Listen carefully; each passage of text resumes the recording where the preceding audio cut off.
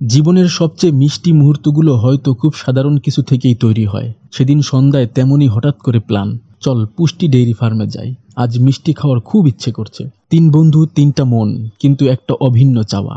মিষ্টির দোকানে যাওয়ার মধ্যে একটা আলাদা উচ্ছ্বাস থাকে, যেন ছোটবেলার কোনো উৎসবের ডাক। দোকানে ঢুকতেই মিষ্টির ঘ্রাণে মনটা নরম হয়ে গেল। কাচের ভিতরে সাজানো রসগোল্লা, চমচম, সন্দেশ সব দেখে যার যার চোখ জ্বলে উঠল, যেন ছোটবেলার সেই মেলায় গিয়ে হারিয়ে যাওয়া বাচ্চাদের মতো। একজন বলল, রসগোল্লা না হলে মিষ্টি জমে না। আরেকজন রাগ করে বলল, তুই তো সবসময় চমচম খাস। হাসতে হাসতে শেষমেশ সবাই মিলে ঠিক করলাম, সবই নিব, কিন্তু ভাগ করে খাবো। জীবনটা যদি এক বক্স মিষ্টির মতো হতো, প্রতিদিন এক টুকরো সুখ চেখে দেখার মতো।